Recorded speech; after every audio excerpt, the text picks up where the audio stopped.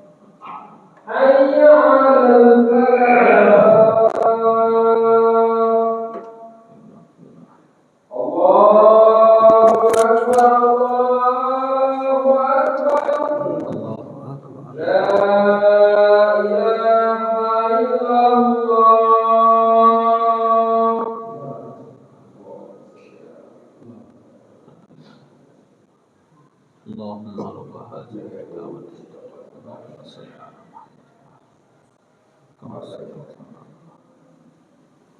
اللهم بارك على محمد كما باركت اللهم رب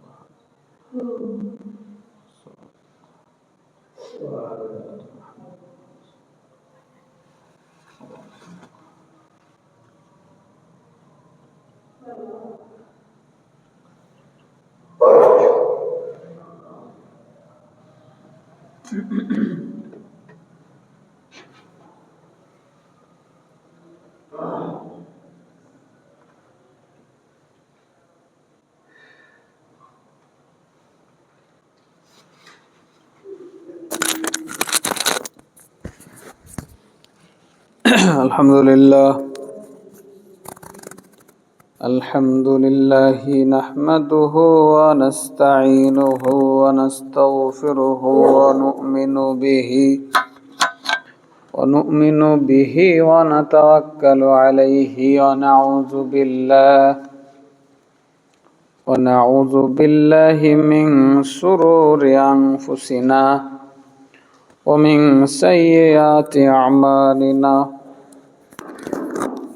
من يهده الله فلا مضل له ومن يضلله فلا هادي له ونشهد أن لا إله إلا الله وحده لا شريك له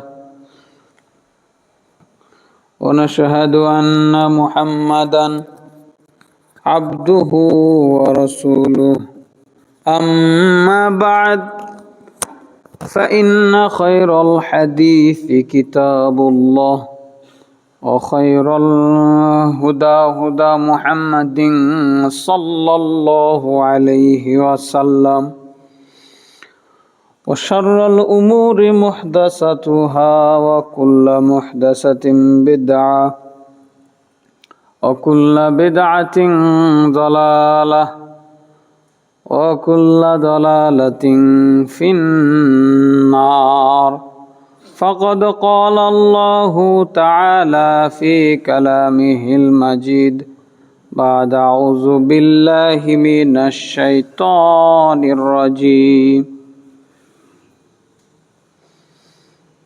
يا أيها الذين آمنوا اتقوا الله حق تقاته ولا تموتن إلا وأنتم مسلمون يا أيها الناس اتقوا ربكم الذي خلقكم من نفس واحدة وخلق منها زوجها وبث منهما رجالا كثيرا ونساء واتقوا الله الذي تساءلون به والأرحام إن الله كان عليكم رقيبا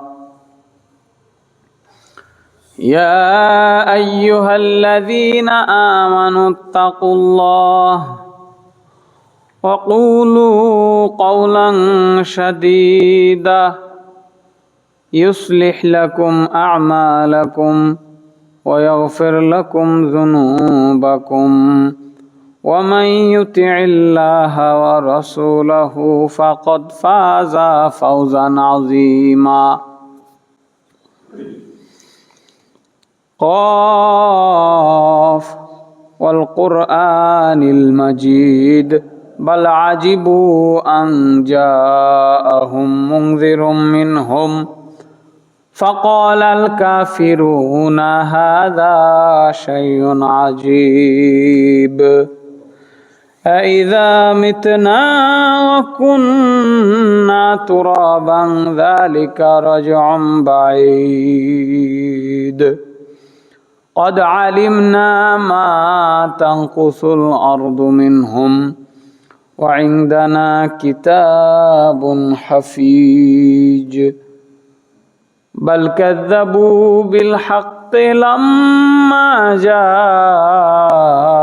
جاءهم فهم في أمر مريج أفلم ينظروا إلى السماء فوقهم كيف بنيناها وزيناها وما لها من فروج والأرض مددناها وألقينا فيها رواسي وأنبتنا فيها من كل زوج بهيج تبصرة وذكرى لكل عبد منيب ونزلنا من السماء ماء مباركا فأنبتنا به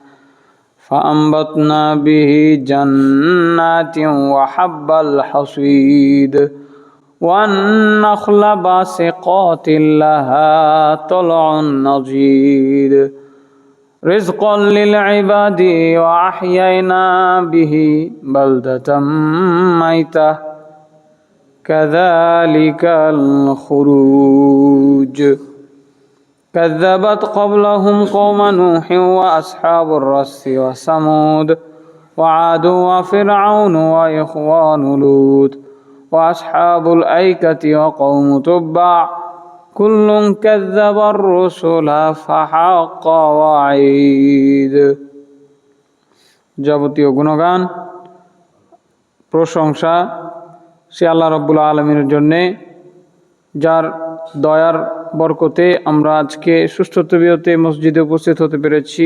সবাই বলি আলহামদুলিল্লাহ। দুরূদ ও শান্তির ধারা বর্ষিত হোক আমাদের প্রিয় নবী, শেষ নবী মুহাম্মদুর রাসূলুল্লাহ সাল্লাল্লাহু আলাইহি ওয়াসাল্লামের উপরে, যার প্রতি দুরূদ পাঠের মাধ্যমে আমরা দুনিয়ায় আল্লাহর পক্ষ থেকে রহমত লাভ করতে পারি, মর্যাদা লাভ করতে পারি, আখেরাতে আমরা আল্লাহর কাছে ক্ষমা পেতে পারি, রাসূলের শাফাত লাভ করতে পারি। সেই রাসূলের আদর্শই আমাদের জীবনে একমাত্র অনুসরণীয় আদর্শ। আল্লাহ রাব্বুল আলামিন তাকে সেই মাকামে মুহাম্মদ দান করেন, আল্লাহুম্মা আমিন। সম্মানিত মসজিদের মুসল্লি, আমরা একটা ধারাবাহিক বিষয় নিয়ে আলাপ করছিলাম, নবীর প্রতি দুরূদ পাঠের ফজিলত। আমরা অনেকগুলো ফজিলতের পয়েন্ট আমরা আলোচনা করেছিলাম।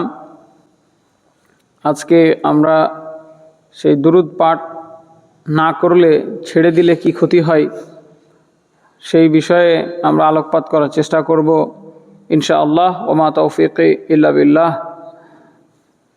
নবী করিম সাল্লাল্লাহু আলাইহি ওয়াসাল্লামের উপরে দুরূদ পাঠ করা যেমন একটা ফজিলতপূর্ণ কাজ, এর যেমন অনেক ফজিলত রয়েছে, তেমনিভাবে এটা ছেড়ে দিলেও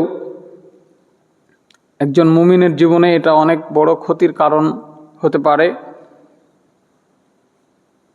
এই বিষয়ে নবী করিম সাল্লাল্লাহু আলাইহি ওয়াসাল্লাম বলেছেন, মা জালাসা কওমুন মাজলিসান লাম ইয়াযকুরুল্লাহা ফীহি ওয়া লাম ইউসাল্লু আলা নবিয়্যিহিম ইল্লা কানা আলাইহিম তিরাতান। কিছু লোক যদি কোনো জায়গায় বসে, কোনো মজলিস করে, 2-4 জন 5 জন 10 জন মিলে, আর সেখানে যদি তারা আল্লাহর নাম স্মরণ না করে, আল্লাহর জিকির আজকার না করে এবং তাদের নবীর প্রতি তারা দুরূদ পাঠ না করে, তাহলে তারা বিপদগ্রস্ত হবে, আশাহত হবে। নাউজুবিল্লাহ। যে কোনো প্রয়োজনে আপনি কোথাও যদি বসেন, আমরা যদি বসি, আমরা তো আমাদের জীবনে বিভিন্ন প্রয়োজনে, ব্যক্তিগত প্রয়োজনে, পারিবারিক প্রয়োজনে, সামাজিক প্রয়োজনে, ব্যবসা বাণিজ্যের, চাকরি বাকরির প্রয়োজনে আমরা বিভিন্ন সময় বিভিন্ন জায়গায় বৈঠক করি, মজলিস করি, 2-4 5 জন 10 জন মিলে বসেই শুরুতেই কি হবে? আল্লাহর প্রশংসা, নাহমাদুহু নুসাল্লি আলা রাসূলিল কারীম, আলহামদুলিল্লাহি রাব্বিল আলামিন ওয়াল আকিবাতু লিল মুত্তাকিন, নবিয়ানা মুহাম্মদ সাল্লাল্লাহু আলা নবিয়ানা মুহাম্মদ ওয়া আলা আলিহি ওয়া আসহাবিহি আজমাইন। এইভাবে বিভিন্নভাবে যতগুলো কোরআন হাদিসে বর্ণিত হয়েছে জিকির আজকারগুলো এবং দুরূদগুলো, এগুলো যদি তারা পাঠ না করে, মনে আসলো, প্রয়োজন হইল, কজন বসে গেলাম, আলোচনা শুরু করে দিলাম, একদম আলোচনা শেষ করে দিলাম, পুরো আলোচনাটাই দুনিয়া নির্ভর হলো, সেখানে আল্লাহর জিকির হলো না, ইনশাআল্লাহ হলো না, মাশাআল্লাহ হলো না, আলহামদুলিল্লাহ হলো না, লা হাওলা ওয়ালা কুওয়াতা ইল্লা বিল্লাহ হলো না, তাহলে তারা বিপদগ্রস্ত হবে, আশাহত হবে। আল্লাহ তাআলা কি ফাইন শাআ আযিবাহুম ওয়া ইন শাআ গফারা লাহুম। এমন অবস্থায় এই মানুষগুলোকে আল্লাহ চাইলে শাস্তি দিতে পারেন। আল্লাহু আকবার। আর আল্লাহর দয়াও যেহেতু অনেক বিশাল, কাজে আল্লাহ তাদেরকে মাফও করতে পারেন। কাজে আমাদের একটু সাবধান হওয়া দরকার। তিরমিজি হাদিস নাম্বার 3380। তাহলে আমরা কি জানলাম? কোথাও বৈঠক করলেই, কোথাও বসলেই, যে কোনো প্রয়োজনে আমরা বসি না কেন, আল্লাহর জিকির করব, আল্লাহর নাম নিব, আল্লাহর নামের গুণগান করব, আল্লাহর প্রশংসা, স্তুতি গান, আল্লাহর মর্যাদা বর্ণনা করব, সব বিষয়ে আল্লাহর উপরে নির্ভর করব, আল্লাহ যে মহাদাতা সেটা স্বীকার করব এবং নবী মুহাম্মদ সাল্লাল্লাহু আলাইহি ওয়াসাল্লামের উপরে দুরূদ পাঠ করব। এটা হচ্ছে মজলিসের একটা গুরুত্বপূর্ণ আদব। এরপরে 2 নম্বর যে বিষয়, সেটা হলো আল্লাহ রাব্বুল আলামিন কি করবেন? তাকে অপমান করবেন। রাসূল সাল্লাল্লাহু আলাইহি ওয়াসাল্লামের প্রতি দুরূদ পাঠে কেউ যদি অলসতা করে, তাহলে ইসলাম তাকে তিরস্কার করেছে। রাসূল সাল্লাল্লাহু আলাইহি ওয়াসাল্লাম বলেছেন, রগিমা আনফুর রজুল যুকিরাত ইনদাহু ফালাম ইসাল্লি আলাইয়া। ওই ব্যক্তির নাক ধুলোয় ধূসরিত হোক, সেই লোক অপমানিত হোক, ছোট হোক, যার সামনে আমি মুহাম্মদ সাল্লাল্লাহু আলাইহি ওয়াসাল্লামের নাম উচ্চারিত হয়েছে, অথচ সে আমার উপরে দুরূদ পাঠ করেনি। তিরমিজি হাদিস নাম্বার 3545। কাজেই যখনই আমরা শুনবো মুহাম্মদ, তখনই আমরা বলবো সাল্লাল্লাহু আলাইহি ওয়াসাল্লাম। এটা সব থেকে ছোট দুরূদ। এরপরে আমরা তো একটা বিখ্যাত হাদিস জানি যে একদিন আল্লাহ রাসূল সাল্লাল্লাহু আলাইহি ওয়াসাল্লাম মিম্বারে উঠছিলেন আর আমিন আমিন বলছিলেন। তো সেখানে যে দোয়াটা ছিল, 3টা বিষয় ছিল, তার মধ্যে একটা হচ্ছে এরকম যে ওই ব্যক্তিকে আল্লাহ তার রহমত থেকে দূরে সরিয়ে দেন। কোন ব্যক্তি? যার নিকটে নবী মুহাম্মদ সাল্লাল্লাহু আলাইহি সাল্লামের নাম উচ্চারিত হয় অথচ সে দুরূদ পাঠ করে না, আল্লাহ একে ওই আল্লাহর রহমত থেকে দূর করে দেন, আল্লাহর রহমত থেকে বঞ্চিত করে দেন। এই দোয়া কে করে, এই বদদোয়া কে করেছে? জিবরাইল আলাইহিস সালাম। জিবরাইল আলাইহিস সালাম তিনি এই দোয়াটা করছেন, আর নবী মুহাম্মদ সাল্লাল্লাহু আলাইহি সাল্লাম তিনি আমিন আমিন বলছেন। এরপরে দেখেন আরও একটি মারাত্মক বিষয়, রাসূল সাল্লাল্লাহু আলাইহি সাল্লাম বলেছেন, আল বাখিলুল্লাযী মান যুকিরাত ইনদাহু ফালাম বাখিলুল্লাযী মান যুকিরতু ইনদাহু ফালাম ইউসাল্লি আলাইয়া। ওই ব্যক্তি হলো সব থেকে বড় কৃপণ। আল্লাহর দরবারে ওই ব্যক্তি বড় কৃপণ বলে গণ্য হবে যার সামনে আমার নাম উচ্চারিত হয়েছে অথচ সে আমার উপরে দুরূদ পড়েনি। তিরমিজি হাদিস নাম্বার 3546।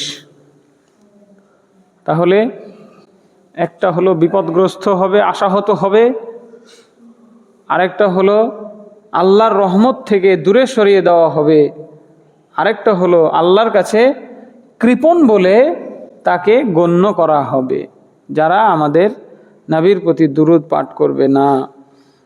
এরপরে দেখেন এই হাদিসটি আরও মারাত্মক। ইবনে মাজাহ হাদিস নাম্বার 908, রাসূল সাল্লাল্লাহু আলাইহি ওয়াসাল্লাম বলেছেন, মান নাসিয়া সালাতা আলাইয়া খতিয়া তরিকল জান্নাহ। কেউ যদি আমার উপরে দুরূদ পাঠের বিষয়টা ভুলে যায়, মনের দিক থেকে ঠিক আছে পড়তে হবে, জানি পড়া উচিত, জানি পড়িও বটে, কিন্তু ভুলে যায়, রাসূল সাল্লাল্লাহু আলাইহি ওয়াসাল্লাম বললেন তাহলে সে আসলে জান্নাতের পথ ভুলে গেল। আমার প্রতি দুরূদ পড়তে ভুলে গেল, সে মূলত জান্নাতের পথ ভুলে গেল। সুবহানাল্লাহ। কাজেই আমরা বুঝতে পারছি যে দুরূদ পাঠ করা কতটা গুরুত্বপূর্ণ একটি বিষয়। ইবনে মাজাহ হাদিস নাম্বার 908। এরপরে নবী সাল্লাল্লাহু আলাইহি ওয়াসাল্লামের উপরে যদি দুরূদ পাঠ না করা হয় তাহলে পরকালে ওই ব্যক্তি খুব দুঃখ কষ্টের মধ্যে পতিত হবে। রাসূল সাল্লাল্লাহু আলাইহি সাল্লাম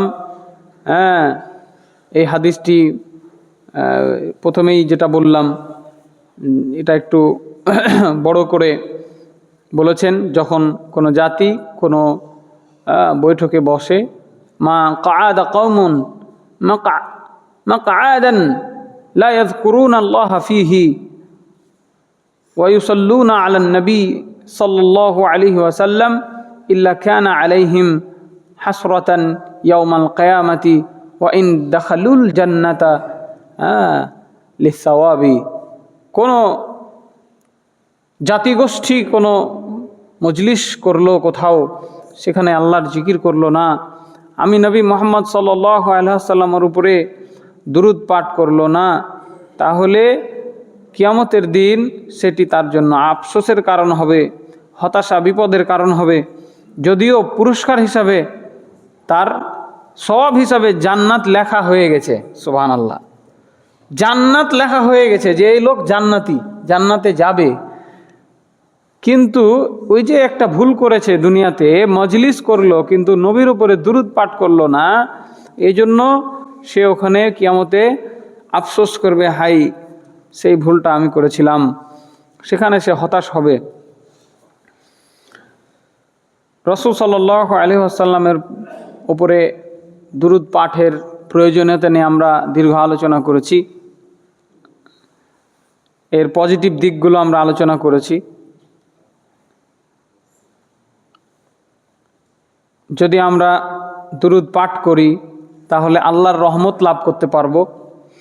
ফেরেশতারা আল্লাহর কাছে আমাদের রহমতের জন্য দোয়া করবেন, আমাদের পাপ মোচন হবে, সব লাভ হবে, মর্যাদা লাভ হবে। বিশেষ করে দুনিয়াতে তো আছেই, আখেরাতেও আমাদের মর্যাদা লাভ হবে। রাসূল সাল্লাল্লাহু আলাইহি ওয়াসাল্লামের আমরা শাফাআত লাভ করব, সেই বিভীষিকাময় পরিস্থিতিতে যখন পিতা সন্তানকে চিনবে না, সন্তান পিতা মাতাকে চিনবে না, স্ত্রী স্বামীকে চিনবে না, স্বামী স্ত্রীকে চিনবে না, হ্যাঁ, ভাই বোনকে, ভাই ভাইকে, বোনকে বোনকে, ভাইকে কাউকেই চিনতে চাইবে না, বন্ধু বন্ধুকে চিনতে চাইবে না, কেউ কারো পরিচয় নিতে চাইবে না। সেদিনের সেই কঠিন মুহূর্তে আমাদের নবী সাল্লাল্লাহু আলাইহি ওয়াসাল্লাম তিনি আমাদের জন্য শাফাত করবেন, উম্মতি উম্মতি, আল্লাহু আকবার। এই উম্মতি, আমার উম্মত, এই শাফাত লাভ করতে গেলে আমাদেরকে দুরূদ পাঠ করতে হবে। নবী সাল্লাল্লাহু আলাইহি ওয়াসাল্লাম আমাদের জন্য শাফাত করবেন। তারপরে জান্নাতের মধ্যেও যারা দুরূদওয়ালা জান্নাতি তাদের মর্যাদা ভিন্ন হবে। এরপরে দুনিয়াতে আমরা যখন দুরূদ পাঠ করি, এটি ফেরেশতারা আমাদের নবী মুহাম্মদ সাল্লাল্লাহু আলাইহি ওয়াসাল্লামের কাছে পৌঁছে দেন, তিনি আমাদেরকে জবাব দেন, সালামের জবাব দেন। তারপরে দুরূদ পাঠ করলে একটা নগদ লাভ। খুব টেনশনে আছেন, এই টেনশনের মুহূর্তে দুরূদ পাঠ করলে টেনশন থেকে মুক্ত হওয়া যায়। আর দোয়া কবুলের একটা বড় কারণ হলো দুরূদ পাঠ করা। দুরূদ পাঠ না করলে দোয়া আটকে থেকে যায়, দোয়াটা কবুল হয় না। আর দুরূদ ছেড়ে দিলে আমরা কি জানলাম? বিপদগ্রস্ত হব, আশাহত হব, দুনিয়াতেও আখেরাতেও আল্লাহ তাআলা অপমান করবেন, রহমত থেকে দূরে সরিয়ে দিবেন, কৃপণ বলে আমাদেরকে আখ্যা দিবেন। আল্লাহর খাতায় বখিল হিসেবে, কৃপণ হিসেবে আমাদের নামটি উঠে আসবে। আমরা যদি দুরূদ পড়তে ভুলে যাই, আমাদের জন্য জান্নাতের পথ ভুলিয়ে দেওয়া হবে। আমরা যেন জান্নাতের পথ ভুল করলাম, কিয়ামতের দিন আমাদের দুঃখ কষ্ট সহ্য করা লাগবে।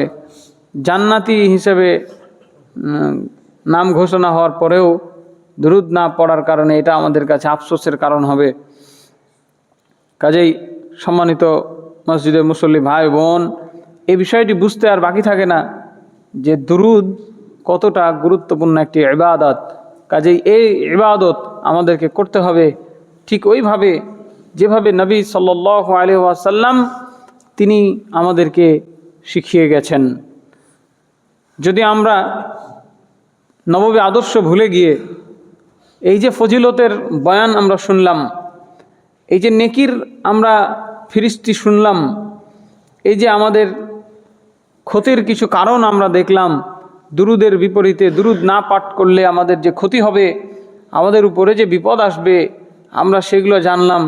এখন আমরা যদি ওই বাজার থেকে কেনা কিছু বই কিনে, যেখানে অনেক ভুল তথ্য দেওয়া রয়েছে, সঠিক তথ্য দেওয়া নেই, সেই তথ্য অনুযায়ী যদি দুরূদের আমল শুরু করি, তাহলে আমাদের এই দুরূদের আমলে কোনো কাজ হবে না।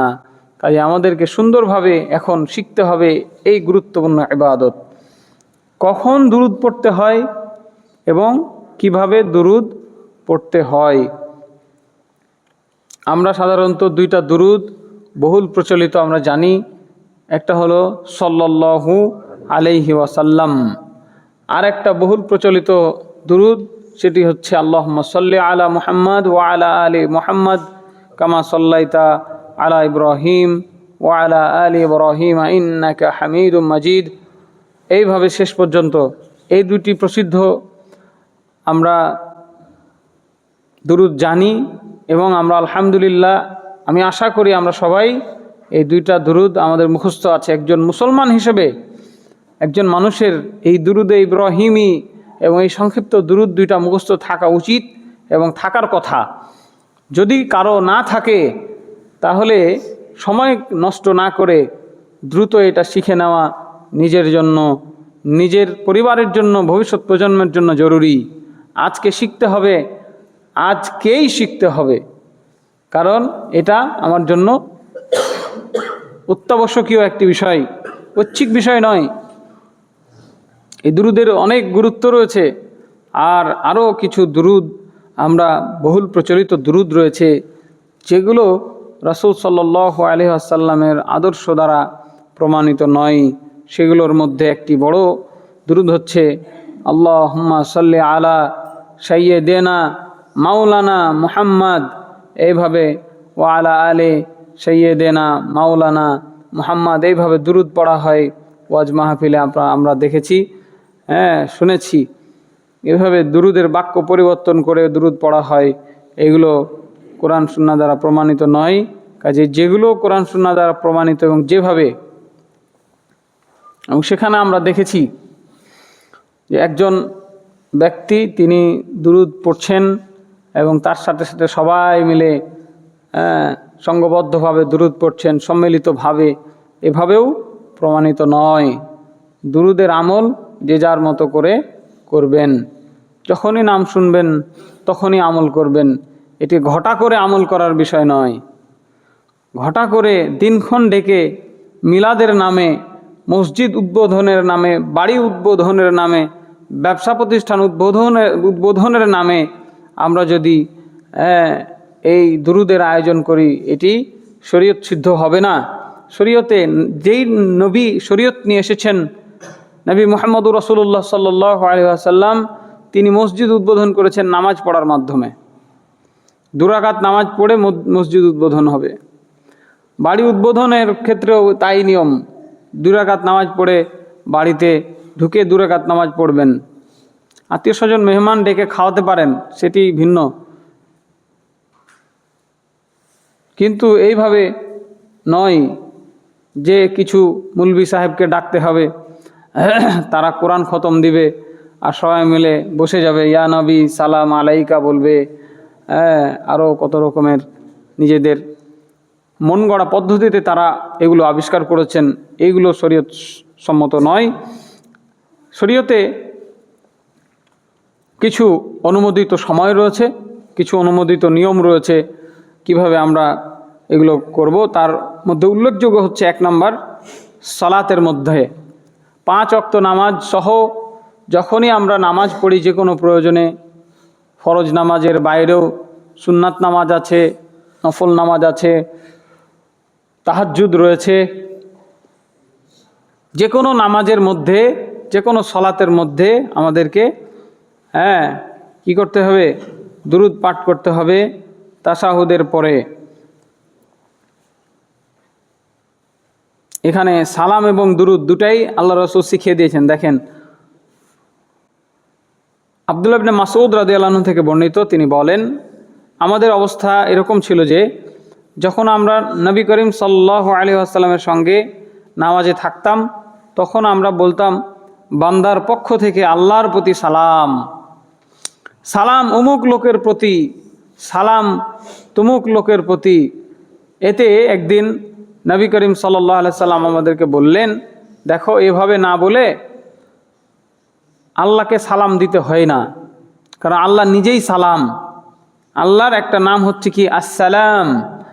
তিনি নিজেই শান্তির উৎস, সকল শান্তির উৎস একমাত্র আল্লাহ রাব্বুল আলামিন। কাজেই আল্লাহর উপরে শান্তি বর্ষিত হোক, এই কথার কোনো মানে হয় না। কাজে আল্লাহকে সালাম দিও না, তোমরা বলো কি? আত্তাহিয়াতু লিল্লাহি ওয়াসসালাওয়াতু ওয়াত-তাইয়্যিবাতু আসসালামু আলাইকা আইয়ুহান নাবিয়্যু ওয়া রাহমাতুল্লাহি ওয়া বারাকাতুহু। দেখেন, সাহাবায়ে কেরাম যা করছেন, তাদের মনে যেটা মনে চাইলো, মনের জায়গা থেকে, মনের আকুতি থেকে তারা বলছে, আল্লাহকে সালাম দিলাম, অমুক ব্যক্তিকে সালাম দিলাম, তুমুক ব্যক্তিকে সালাম দিলাম নামাজের মধ্যে। আল্লাহ রাসূল সাল্লাল্লাহু আলাইহি সাল্লাম কারেকশন করে দিচ্ছেন যে না, আল্লাহ নিজেই সালাম, কাজে তাকে সালাম দিও না, বরং এভাবে বলো, আত্তাহিয়াতু লিল্লাহ। সকল সম্মান, সকল ইবাদত, মৌখিক আত্মিক যত ইবাদত রয়েছে, যত মর্যাদা রয়েছে, যত পবিত্রতা রয়েছে, সব আল্লাহর জন্য। আল্লাহ মহাপবিত্র, আল্লাহর স্তুতি গান, আল্লাহর মর্যাদা বর্ণনা করছি, ইবাদত করছি আল্লাহর জন্য।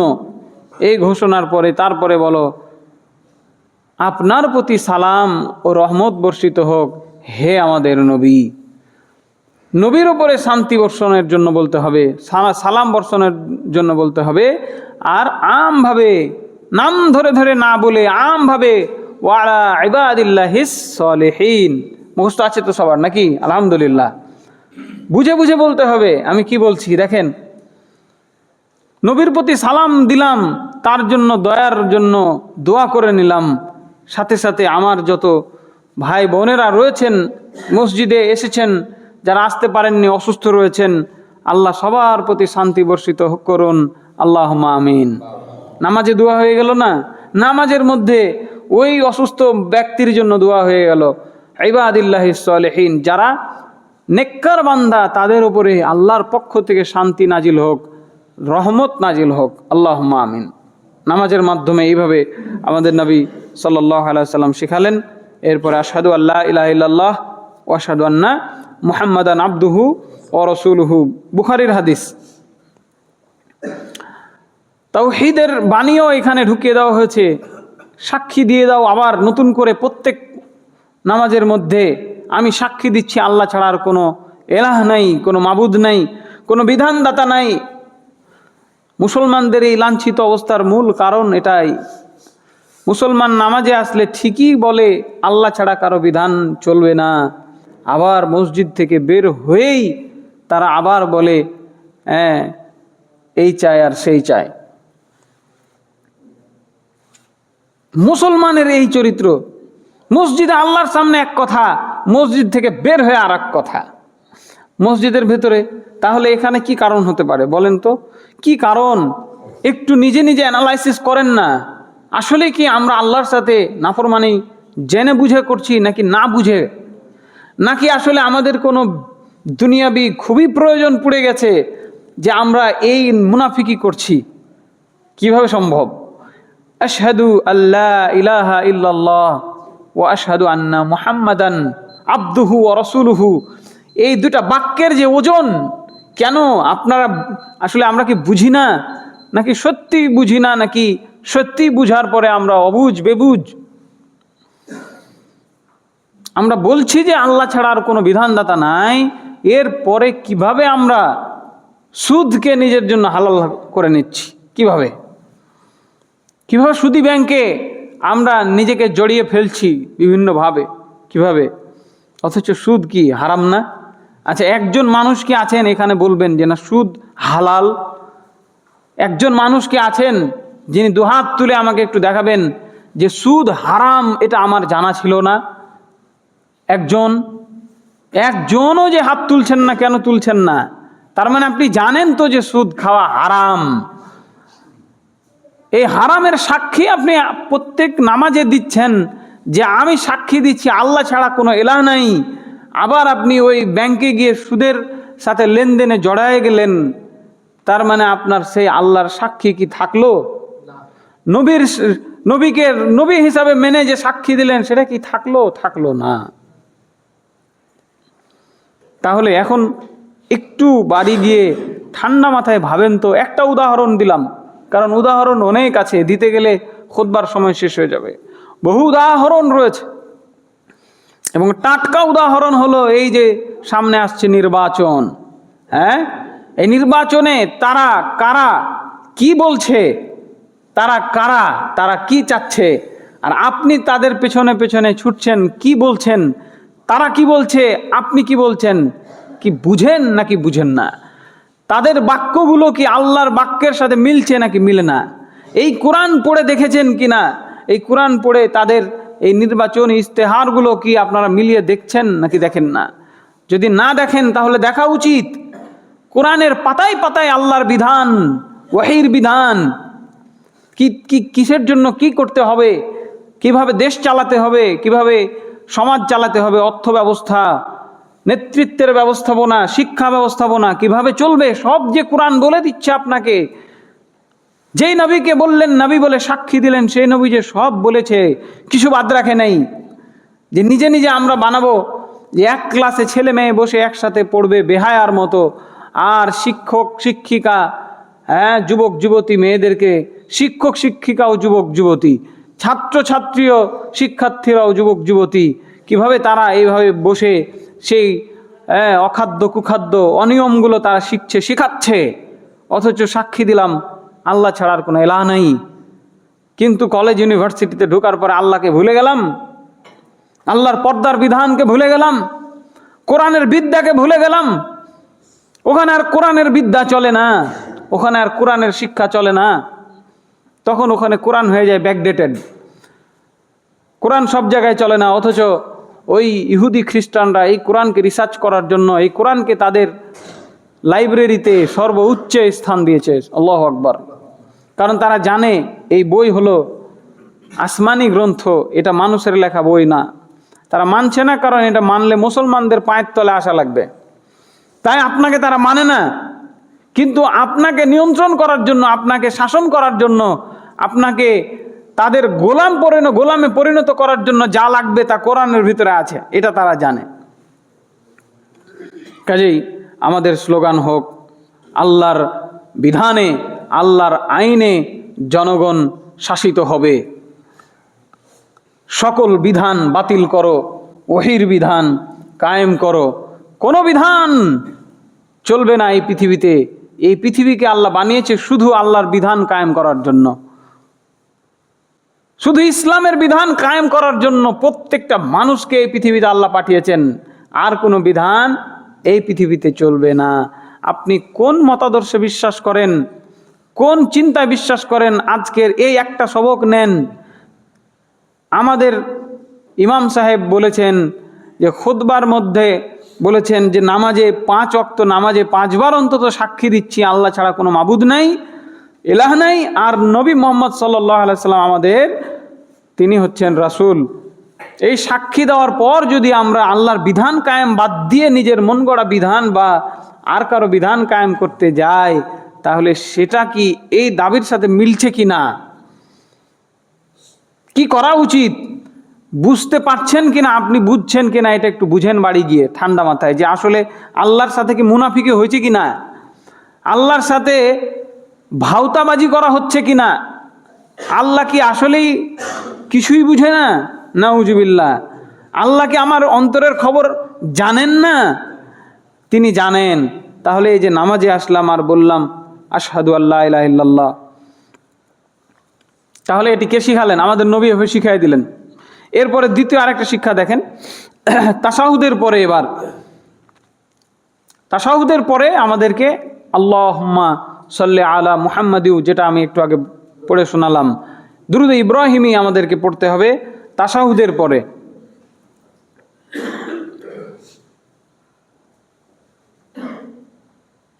রাসূল সাল্লাল্লাহু আলাইহি ওয়াসাল্লাম একজন ব্যক্তির সালাত আদায় করার সময় তিনি শুনতে পেলেন যে সে দোয়া করলো, কিন্তু দোয়ার মধ্যে আল্লাহর প্রশংসাও করলো না এবং নবী সাল্লাল্লাহু আলাইহি সাল্লামের উপরে দুরূদও পাঠ করলো না। তখন নবী সাল্লাল্লাহু আলাইহি সাল্লাম বললেন যে এই লোকটা দেখো খুব তাড়াহুড়া করছে, দোয়া করতে যে খুব তাড়াহুড়া করছে। তার মানে দোয়ার আদব হলো কি, আল্লাহর আগে প্রশংসা বর্ণনা করতে হবে। এরপরে ইজা সাল্লা আহাদুকুম ফালইয়াবদা বিতাহমিদি রব্বিহি ওয়া সানাই আলাইহি, তোমাদের কেউ যখন সালাত আদায় করবে, শুরু করবে, শুরুটা হবে আল্লাহর প্রশংসা দিয়ে, আল্লাহর গুণগান দিয়ে। এরপরে সুম্মা ইউসাল্লি আলা নবী সাল্লাল্লাহু আলাইহি ওয়াসাল্লাম, এরপরে আল্লাহর রাসূল সাল্লাল্লাহু আলাইহি ওয়াসাল্লামের উপরে দুরূদ পাঠ করবে। সুম্মা ইয়াদউ বিমা শাআ, এরপর তার যা মনে লাগে তাই দোয়া করবে। আগে আল্লাহর প্রশংসা, তারপরে নবীর প্রতি দুরূদ, তারপরে অন্য কোনো দোয়া।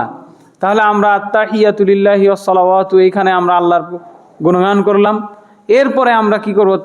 তাশাহুদের পরে আমরা এবার নবী সাল্লাল্লাহু আলাইহি সাল্লামের উপরে দুরূদ পড়ব, দুরূদ ইব্রাহিমী। এরপরে দোয়া মাসুরায় গিয়ে আমরা যে কোনো দোয়াগুলো করতে পারি নিজের জন্য, নিজের পরিবারের জন্য। আবু দাউদ হাদিস নাম্বার 1418। দেখেন, হাদিস থেকে আমি আপনাদেরকে কিভাবে দুরূদ পাঠ করতে হয় সেই শিক্ষা দেওয়ার চেষ্টা করছি। আরও একটি ক্ষেত্র হলো বেতরের সালাত। যখন আমরা বেতর পড়ি, সেখানেও সহিহ হাদিসে বর্ণিত হয়েছে, সহিহ সনদে, যে সেখানেও আমরা দুরূদ পাঠ করব। হাসান বিন আলী রাদিয়াল্লাহু আনহু বলেন, ভিতরে কুনুত বলার জন্য রাসূল সাল্লাল্লাহু আলাইহি সাল্লাম আমাকে একটা দোয়া শিখিয়ে দিয়েছেন। হাসান বিন আলী মানে কে? আল্লাহ রাসূল সাল্লাল্লাহু আলাইহি সাল্লামের নাতি, মেয়ের সন্তান, হাসান হুসাইন যেটা আমরা বলে থাকি। বড় নাতি হাসান রাদিয়াল্লাহু আনহু তিনি বলছেন, আমার নানা আমাকে শিখিয়ে দিয়েছেন দোয়া কিভাবে, ভেতরে কুনুতের জন্য আল্লাহুম্মা হদিনি ফিমান হাদাইত ওয়া আফিনি ফিমান আফাইত ওয়া তাওয়াল্লানি ফিমান তাওয়াল্লাইত ওয়া বারিক লি ফিমা আতাইত ওয়া কিনি শাররা মা কাদাইত ফাইন্নাকা তাকজি ওয়া লা ইউকযা আলাইক ওয়া ইন্নাহু লা ইয়াযিল্লু মান ওয়ালাইত ওয়া তাবারাকতা রব্বানা ওয়া তাআলাইত ওয়া সাল্লাল্লাহু আলান নবী। রব উঠে যাবে, ইমাম সাহেব আহলে হাদিস হয়ে গেছে, সবাইকে আহলে হাদিস বানাইতে আসছে নাকি?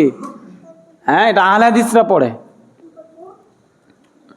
আল্লাহর রাসূলের নাতি তিনি তাকে শিখাই দিলেন এই দোয়াটা পড়বা ভেতরের কুনুতের সময়। মুখস্থ আছে? যাদের মুখস্থ নাই মুখস্থ করে নেবেন। আল্লাহর নবী শিখালেন, আপনি আহলে হাদিস বলে কটাক্ষ করবেন সুযোগ নাই। হানাফি আহলে হাদিস বুঝি না, সহজ কথা। আল্লাহর নবী কি শিখালেন এবং দোয়ার অর্থ কত সুন্দর, সময় থাকলে হয়তো বলতাম, অনেক সুন্দর অর্থ। আল্লাহু আকবার। এবং সেখানে শেষে কি বলা হলো, ওয়াসাল্লাল্লাহু আলা নবী। ভেতরের মধ্যে দোয়া কুনুতের মধ্যে আল্লাহ রাসূলের উপরে আমরা প্রতিদিন বাদ এশা আমরা দুরূদ পড়ব। এটা প্রত্যেক দিনের রুটিন।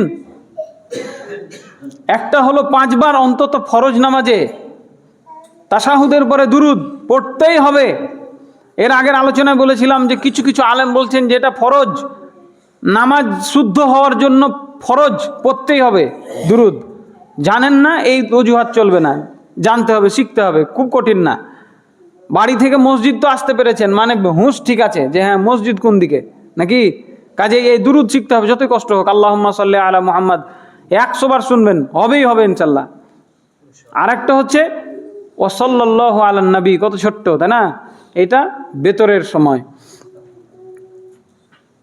আবু দাউদ হাদিস নাম্বার 1425।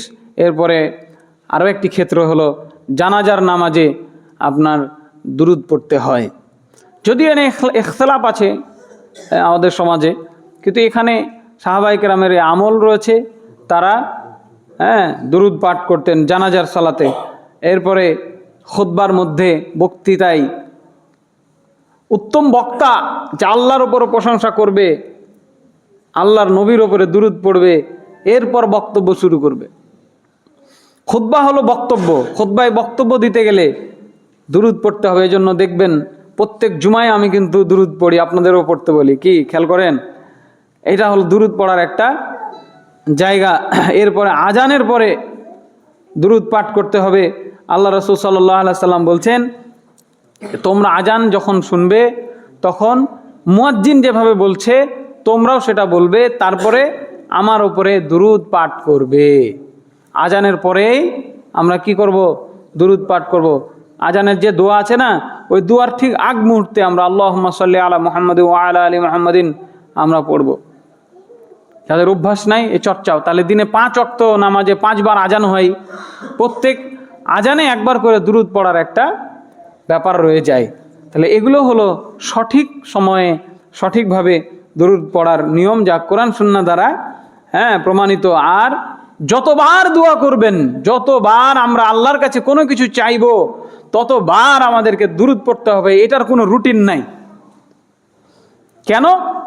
যদি দোয়া করি আর যদি আল্লাহর প্রশংসা না করি আর দুরূদ না পড়ি, তাহলে 2টা বিষয় দাঁড়ায়। একটা হলো আল্লাহ রাসূল বলছেন যে খুব তাড়াহুড়া করছে, এত তাড়াহুড়া করলে দোয়া কবুল হবে গো, খুব তাড়াহুড়া করছে। আর একটা হলো যে আসলে আল্লাহ রাসূল বলছেন যে পর্দা দেওয়া হয়েছে আল্লাহর মাঝে আর একটা বান্দার দুয়ার মাঝে একটা পর্দা দেওয়া আছে, ওই পর্দাটা সরবে না যদি দুরূদ না পড়ি। কাজে এটার কোনো রুটিন নাই। তাহলে আমাদের কি মুখস্থ হলো তো না? সালাতের মধ্যে আমরা কোথায় পড়বো? তাশাহুদের পরে আমরা দুরূদ পড়বো, ভেতরের নামাজে দুরূদ পড়বো, কোনো বক্তব্য মজলিসে বসলে বক্তব্য দেওয়ার সময় আগে দুরূদ পড়ে নেব, আর দোয়া করার সময় জানাজার নামাজে দুরূদ পড়বো, আর দোয়া করলেই আমরা আগে দুরূদ পড়ে নেব। তা না হলে ওই দোয়া কবুলে বাধাগ্রস্ত হয়ে যাবে। আল্লাহ রাব্বুল আলামিন আমাদেরকে যথা সময়ে সঠিক সময়ে দুরূদ পাঠ করার তৌফিক দান করেন, আল্লাহুম্মা আমিন। আরেকটা কি শিখলাম, যখনই মুহাম্মদ নামটা শুনবেন তখনই সাল্লাল্লাহু আলাইহি ওয়াসাল্লাম বলতে হবে, দুরূদ পাঠ করতে হবে। হ্যাঁ, এইটা না করলে কি হবে, কৃপণ বলে আল্লাহর কাছে গণ্য হবে, যে কৃপণ লোক। এতটুকু আমরা ইনশাল্লাহ আশা করছি করতে পারবো। তাহলে আমরা আজকে জুমার খুতবায় আমরা জানলাম যে কখন কোথায় আমাদেরকে দুরূদ পড়তে হয়। হ্যাঁ, আর আমরা এর আগেও শিখেছিলাম দুরূদ পড়লে কি কি লাভ হয়। আজকে শিখলাম দুরূদ না পড়লে কি ক্ষতি হয়। তো আপনারা আসলে আসছেন একদম শেষ মুহূর্তে, যার কারণে সুন্দর সুন্দর আলোচনাগুলো মিস করছেন। 52টা খুতবায় যদি 52 দিনে 52টা হাদিসও অন্তত মাথায় ঢুকে, একদম হুবহু মুখস্থ না হোক, অন্তত শুনেছি এই হাদিসটা মনে পড়বে, জীবনে অনেক ফায়দা হবে ইনশাল্লাহ, অনেক উপকার হবে। যাদের ভেতরে কোরআন হাদিসের জ্ঞান আছে তারা আলোকিত মানুষ, আলোচনা করেছি এর আগেও। আর যাদের ভিতরে নাই ওরা অন্ধকারে ডুবে আছে। কাজে আপনি যদি অন্তত, আর তো মাদ্রাসায় ভর্তি হওয়ার সুযোগ নাই, খুতবা শুনতে আসেন, 12:30 বাজলে এখানে আপনি হাজির থাকবেন, 12:25 বাজলে। আর যারা আরও আগে আসতে পারেন, আরও অনেক, তারা উন্নত চরিত্রের মানুষ, আল্লাহর কাছে প্রিয় বান্দা। আর আপনি এই যে আধা ঘন্টা আপনাকে ঠেকিয়ে রাখা হয়েছে, 30 মিনিট বা 35 মিনিট, আপনি 1টার সময় ঢুকলেন, যারা এই ঠেকিয়ে রাখা হয়েছে, খুব চিন্তা করে দেখেন যে আপনাকে শয়তানেই ঠেকিয়ে রেখেছে, আর কেউ না। আপনার এই 24 ঘন্টার মধ্যে এই আধা ঘন্টা খুবই দরকার হয়ে গেল। আল্লাহ 24টা ঘন্টা দিলেন, আধা ঘন্টা সময় আপনি বাইর করতেই পারলেন না, তার মানে কি বিপদে আছেন চিন্তা করে দেখেন। কত বড় ব্যস্ত মানুষ আপনি, এটা আপনি আমাকে বুঝাইতে পারবেন না, আল্লাহকে তো বুঝাবেন কিভাবে। আল্লাহর মেলায় দয়া, আল্লাহ মাফ করবে ইনশাআল্লাহ। আল্লাহ আমাদের মাফ করে দেন, আল্লাহুম্মা আমিন। দ্রুত মসজিদে আসার তৌফিক দান করেন, আল্লাহুম্মা আমিন। আর যেমনি সালাম ফিরা হইলো তেমনি উঠে চলে গেলেন, হ্যাঁ, না, এটা করবেন না। মসজিদের অনেক ঘোষণা থাকতে পারে, হ্যাঁ। এছাড়াও আপনি মসজিদে বসে আছেন মানে নামাজের ভিতরে আছেন, সুবহানাল্লাহ। মসজিদে বসে আছেন, নেকির জায়গা, কত নেকি কামাবেন। মসজিদে বসে থাকাটাই নেকির কাজ, সুবহানাল্লাহ। কিন্তু ভালো লাগে না, উঠেই চট করে মনে হয় একটা উত্তপ্ত কোনো কিছুর ওপরে বসে আছেন। সেই সাহাবায়ে কেরাম 50 ডিগ্রি, 45 ডিগ্রি, 60 ডিগ্রি তাপমাত্রার মধ্যে, বালু পাথরের মধ্যে নামাজ পড়তেন। হ্যাঁ, তারা এমনভাবে বসে খুতবা শুনতেন যে মনে হতো যে গাছ পড়ে আছে কি পাথর পড়ে আছে, পাখি যা ওদের ঘাড়ে বসে যেত। এত মনোযোগ দিয়ে তারা খুতবা শুনতেন, আলোচনা শুনতেন। আর আল্লাহ রাসূলের মজলিসে তারা বসে থাকতেন। আর আমাদের মানে ছটপট লেগে থাকে, খালি নামাজ শেষ হইলেই, সালাম ফিরা হইলেই পালাও। এগুলো করব না, আমাদের অনেক কথা থাকতে পারে, হ্যাঁ। এবং সর্বোপরি নেকির একটা জায়গা, আল্লাহ আমাদের কবুল করেন, আল্লাহুম্মা আমিন। ওমা আলাইনা ইল্লাল বালাগ ওয়া আকুলু কাওলি হাযা ওয়া আস্তাগফিরুল্লাহ লি ওয়া লাকুম ওয়া লিসাইরিল মুসলিমিন ফাস্তাগফিরুহু ইন্নাহু গফুরুর রাহিম। ইন্নাল হামদুলিল্লাহি ওয়াহদা ওয়াসসালাতু ওয়াসসালামু আলা মান লা নাবিয়্যা বা'দা, আম্মা বা'দ। ইন্নাল্লাহা ওয়া মালাইকাতাহু ইউসাল্লুনা আলান নবী ইয়া আইয়ুহাল্লাযীনা আমানু